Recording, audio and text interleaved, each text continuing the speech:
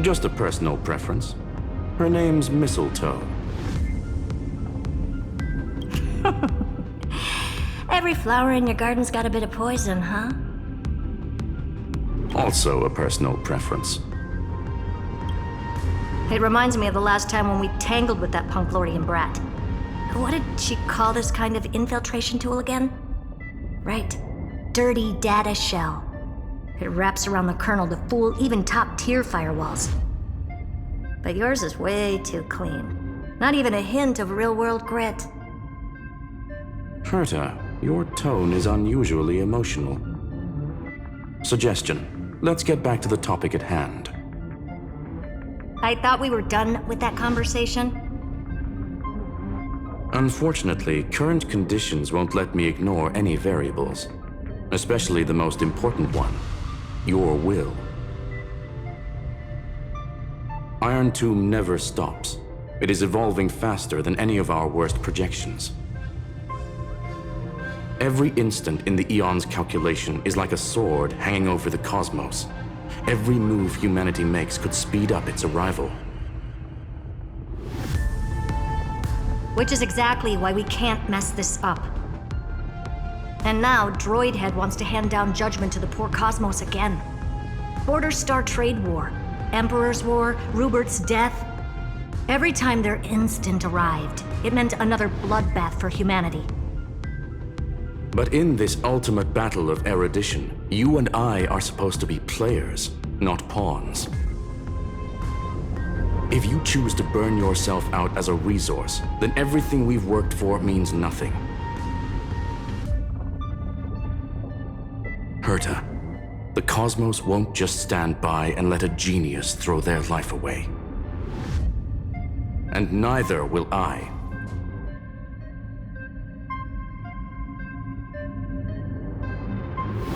No need to kill the mood.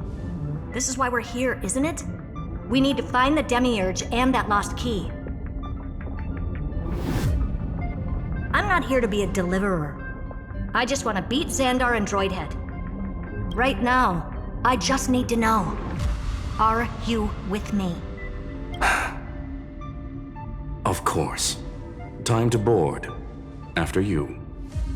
Let's tidy this place up and see what this Demiurge really is.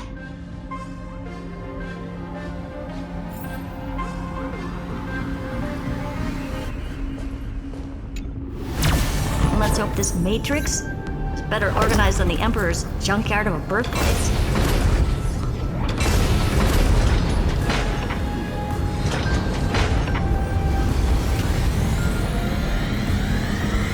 This is... Herta, this whole space has been completely tainted by some kind of energy. I see it too. We're thinking the same thing. Xandar, how could you go this far? Turning your own graveyard into this. What's that up ahead? Katorzane algebraic expressions. It's built for isolation, not defense.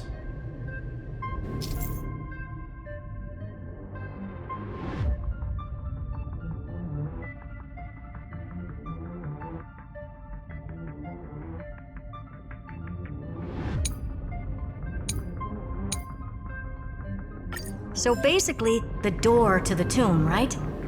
Great. Let's find the handle. I'm picking up multiple independent signals with the same data structure as the barrier. Projection.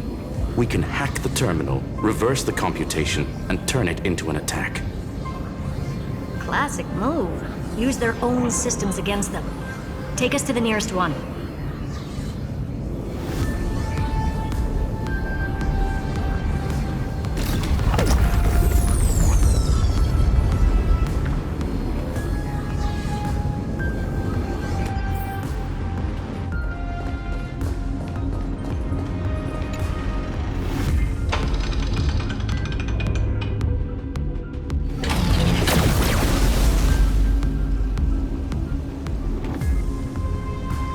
Almost no response. Just as I feared. Not promising. The output is barely a third of what we need. Logic says we'll need multiple terminals to coordinate the strike. Locking onto the next one now. Find anything else? Regarding the origin of these ruins, no logs found yet. Xander erased all records. But I did find some interesting scars in the circuit. High-energy radiation, internal imaginary energy contamination. From what I know, there's only one thing that fits. Skip the science talk, Screwy. That thing only goes by one name. The Stellaron. Exactly. Xander blew one up just to clean the entire Scepter system. So that's what he meant by killed that Titan with my own hands. He wanted to turn the neuron of the erudition into a relay for the destruction. That meant getting rid of all of it at all costs. The life form known as the Demiurge was the original target of the Scepter's extrapolation. It makes sense. Evernight calling it the first new spore confirms this viewpoint. The prime mover of life. That's what Scepter Delta ME-13 was originally tasked with. Even after it got scrapped, the query kept running. Yet the true value lies in the process of solving it, not the answer itself. Then, does this mean finding the Demiurge is hopeless? No, I'd say exactly the opposite. It means Xandar had no control. He couldn't contain the Demiurge just like he couldn't handle Droidhead. So he tried to erase every trace. But he failed. It still left a mark. By the way, if there's another Stellaron in Amphorius, why hasn't that little one reacted to it at all? You said the Demiurge left a trace, right? Yeah, but not in the real world. Remember the Great Tomb of the Nameless Titan?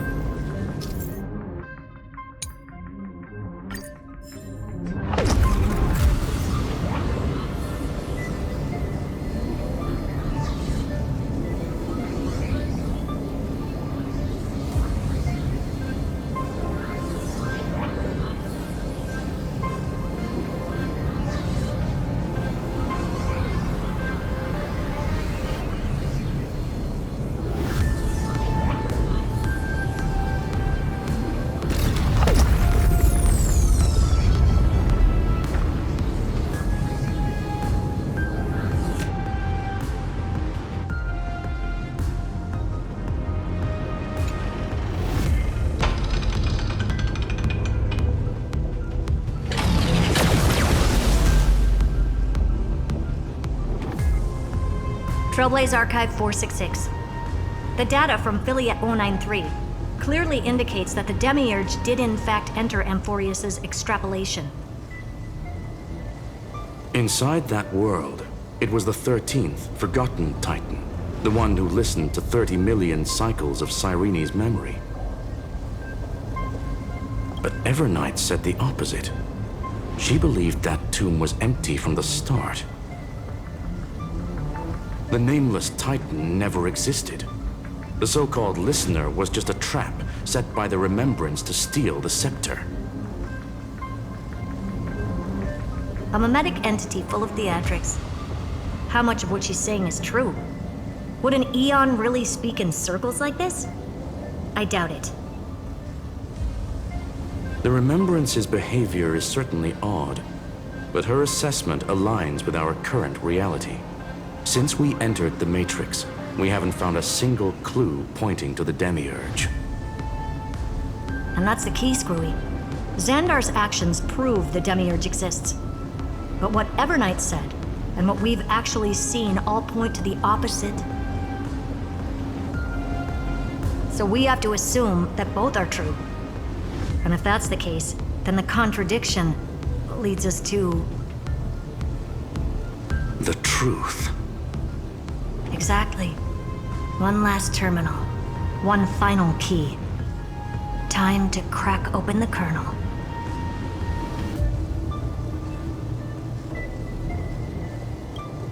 Xandar had to lie to the original Finan and Cyrene.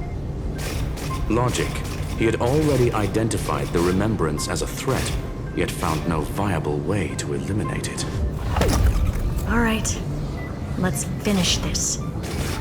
Time to break through that barrier.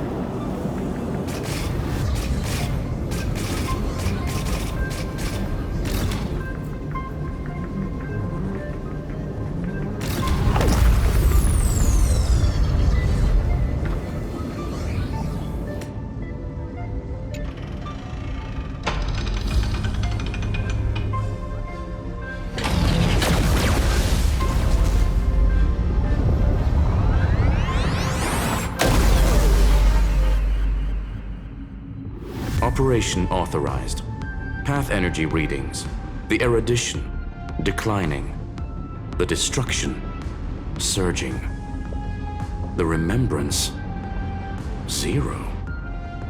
What's going on? Cause unknown. They left no discernible trace within the real Matrix. That shouldn't be possible. Could it be that the Era Nova exhausted all of the Remembrance's texture?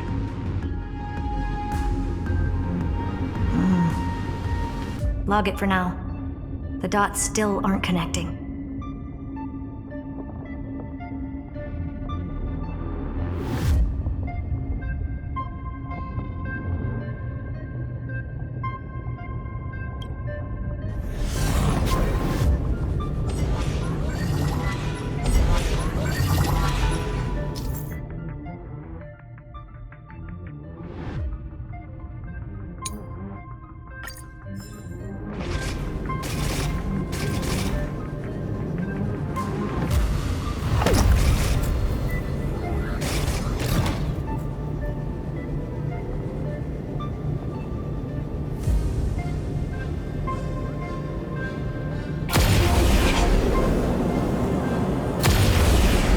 Wider than I thought. I was expecting a full-on aerial brawl. It's advised to remain vigilant. The destruction's levels are still rising. Huh? What's the matter? Interesting. I just picked up a signal from the exo-myth.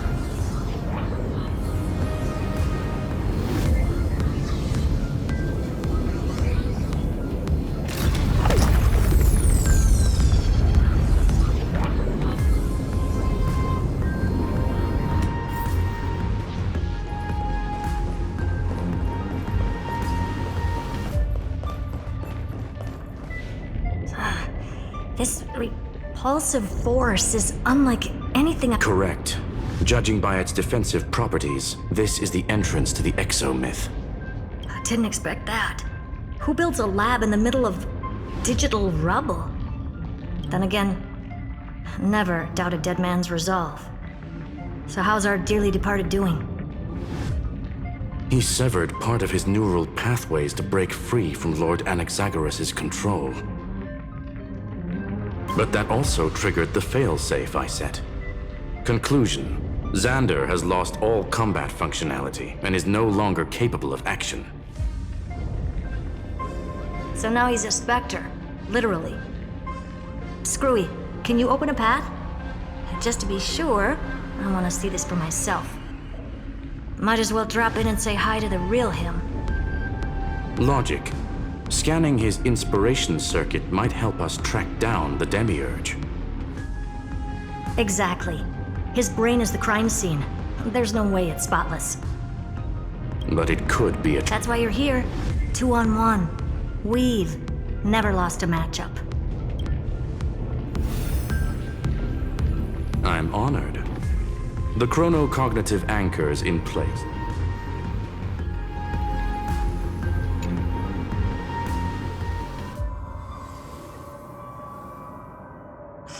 I knew it. The one thing I didn't want to happen. He's not here. The coordinates are accurate. Xander is still here. However, his position is shifting rapidly and chaotically. This pattern doesn't match any known shielding technology. It's his domain. Stay alert.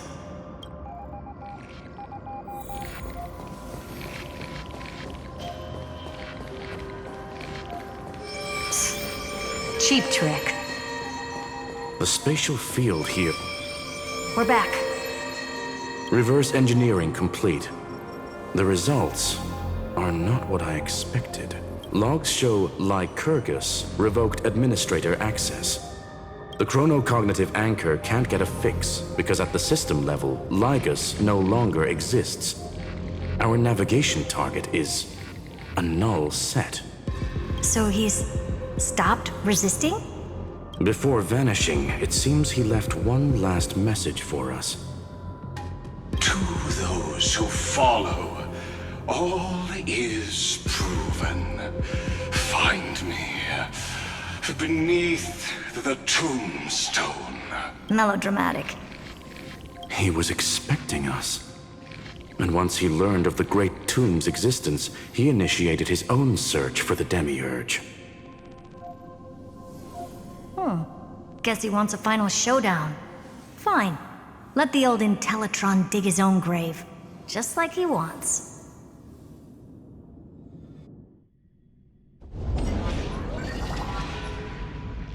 To be in the purest light is to be in the purest dark. Nothing exists there. The Scepter's main frame. Or maybe we should now call it the Lord Ravager's placenta. Unfortunately, we still haven't found anything. Really? I don't think so. Not finding anything is our biggest find. Please elaborate. If the Demiurge was destroyed, there'd be at least some bits of it left. I don't buy that a Stellaron could have blasted all the traces away as cleanly as a scalpel. As I said before, its disappearance is too clean.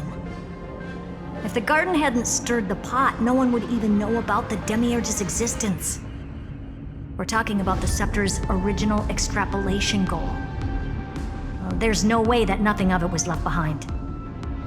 Or we can look at it from another perspective. If you were Xandar, would you be this obsessed with a concept that poses no threat? Would you guard against it at every turn? There is the possibility that he's naturally meticulous and hates variables. That does track with the impression he gave about himself. But Xandar shut that theory down himself just now. Choosing to act, even if it'll cost him dearly. We know that feeling well. The unknown is right in front of us. So we only have one choice. Solve it. You sound pretty convinced. Surely you already have a theory. Care to share? Of course. Though I don't have hard proof, I'm almost certain that the Demiurge has been in everyone's plain sight all this time. Yet, they were mistaken for someone else. That'd make the most sense. Why was the room empty? Because the person locked in there had run away ages ago. But they were weak and small and had no presence whatsoever. Even the old Intellitron didn't notice them. Which also means there's a high chance that their powers are minuscule and cannot alter the outcome of the battle at all.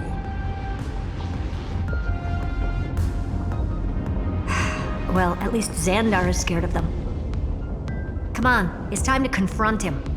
Let's go to the tombstone he talked about.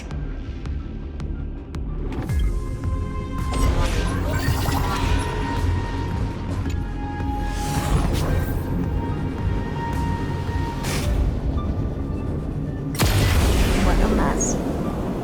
Total devastation. He sought to bury the truth beneath absolute destruction. Logically sound, but ruthlessly extreme. Still, slim chances doesn't mean no chances. I've hunted down a single grain of sand in the universe before. This won't stop me. Calculation results. Your backup plan has a success rate infinitesimally close to 0. Which means it could work, no? This is the place below the tombstone. Let's open Lygas's coffin like he wanted.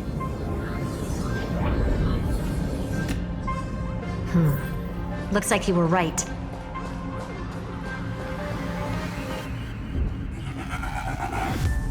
Nothing but a head left? Oh, who'd have thought you'd look this bad in real life? My elated greetings. Welcome, you two. I'm very happy that you responded to my final words. All this tombstone and final words. Did you end yourself to atone for your guilt or something? Iron Tomb is already powerful enough. I just need to wait. I remain here only to share the joy of discovery, and also to congratulate you two on reaching the same conclusion as me. The conclusion regarding the truth of Amphorius's heart. End this charade already. That Amphorius's heart you're talking about is just a missing demiurge. And its corresponding vessel was this very scepter. You interfered with the experiment and made Amphorius's body into a hollow shell, all to incubate Iron Tomb within. That's why you either killed or kicked out all of the Memo Snatchers. You wanted to eliminate any chance of a consciousness coming into being, no matter the cost. Even the strongest wall can fall to a single crack.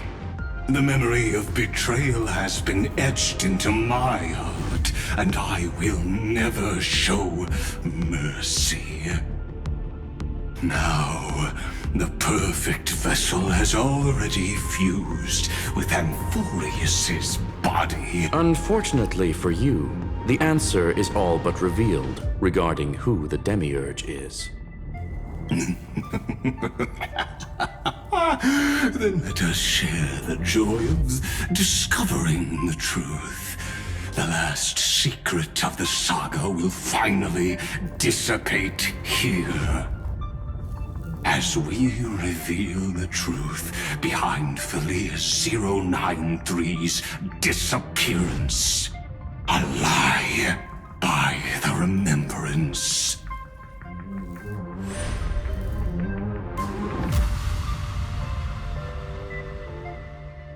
But where should I start with the story about me? From the beginning of the universe? Just kidding. That would be too much. I just want to tell a teeny story. So little that it started with a seed. I know you're listening, my good friend.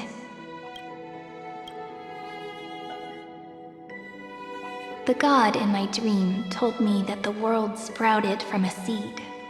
It grew into a great tree named Amphorius, and time became its branches and leaves, basking in the light. What a coincidence.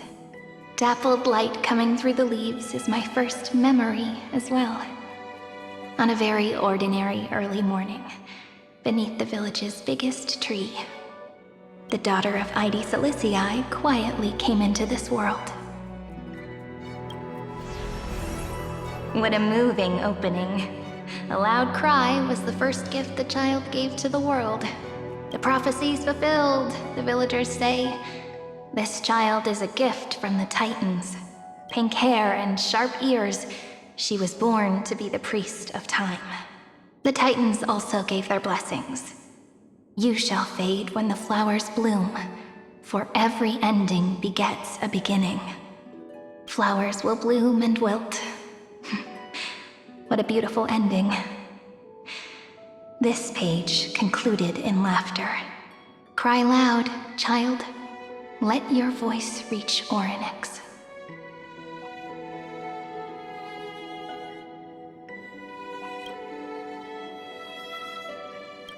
Anyway, I don't like tears. Time quietly flowed by in the midst of laughter. The wind from my hometown caressed the ears of wheat, and there were swings, wind chimes, the sea, and the little fairies off-tune a cappella songs.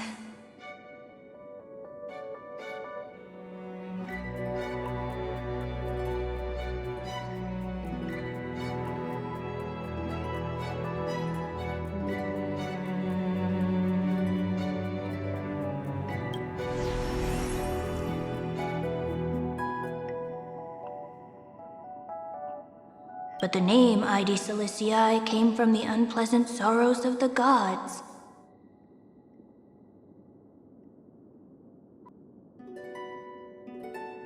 My childhood friend did not understand. Yet you always seemed so happy, as if nothing ever worried you.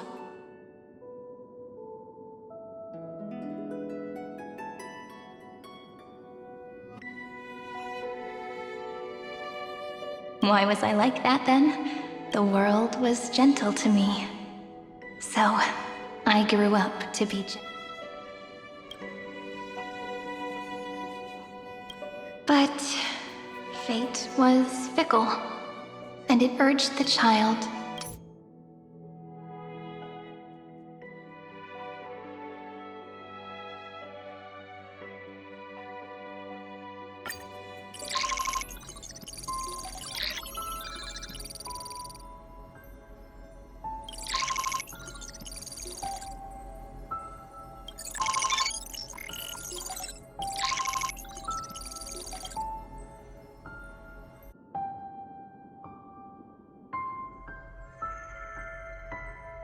Hi, miss me yet? I'm just messing with you. This is the first time I have met you. And it looks like it'll also be the last. Felia 093. Since we don't have all day, let's get started, shall we? As always, I'll read this book to you. That way it won't just be Cyrene's memories alone. Where should I start this time? Let me see. Formatting complete. 093. Size. Grayscale. Proportions. Threshold. Outputting analysis result.